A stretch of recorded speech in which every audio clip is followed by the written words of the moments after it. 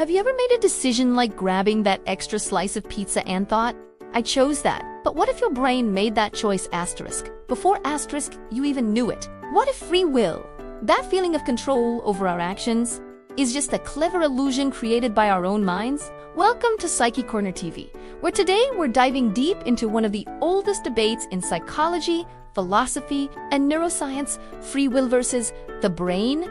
Are we truly the authors of our actions, or are we just characters following a biological script written by our neurons? Buckle up, this one's going to make you rethink everything you know about choice. Let's start with the basics. Free will is the idea that we can make choices that aren't predetermined, that we have genuine control over our thoughts and actions. And we live our lives as if this is true. You decide what to wear, whether to work out, or if you're going to hit snooze for the 5th time. Each of these moments feels like an act of personal control. Psychologists call this the subjective experience of agency, that inner sense that I am doing this. But modern neuroscience has started to seriously challenge that feeling, because according to some groundbreaking experiments, our brain knows what we're going to do before we do. In the 1980s, a neuroscientist named Benjamin Libet conducted a nalfamous experiment. He had participants watch a clock and flex their wrists whenever they felt the urge. Their only job was to note the exact moment they decided to move. But here's where it gets weird.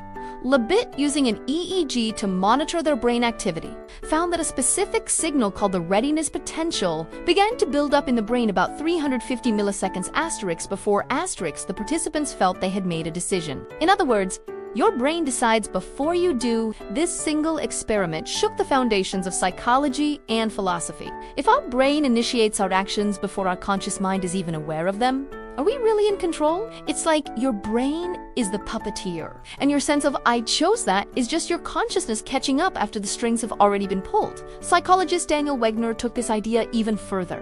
In his book, The Illusion of Conscious Will, he argued that our feeling of making a decision is just the brain's way of creating a story to explain what it has already done. Think about it like this. Your brain's motor system fires first. Your hand moves, and only then does your consciousness create the thought, I chose to move my hand. Wegner's work suggests our sense of free will might just be a post-event explanation, not the cause, but the effect of what our brain has already set in motion.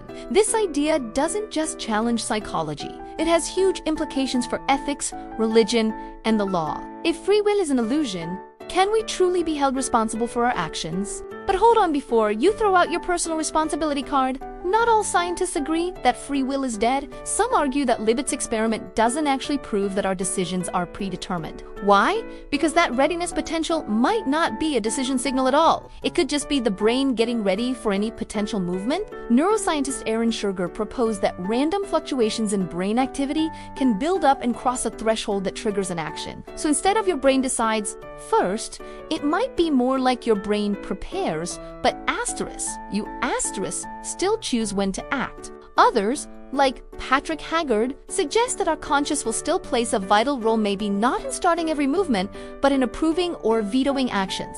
Libet himself called this the free 1T, the power to stop what our brain starts. Even if your brain sets things in motion, you might still have a conscious veto. So, what does this all mean for real life? Let's think about an everyday experience. You're on a diet, and you see a delicious chocolate cake.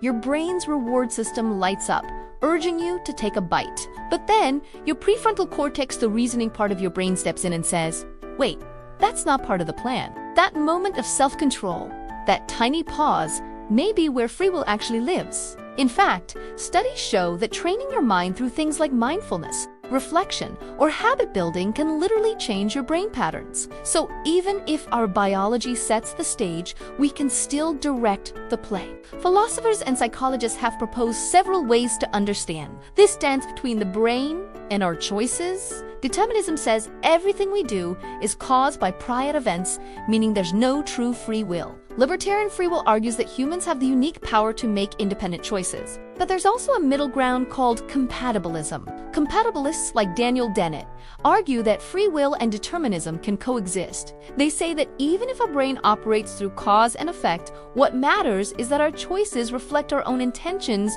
reasoning, and personality. That's what makes free will psychologically meaningful, even if it's biologically constrained. So, are we free, or are we just following our neural programming?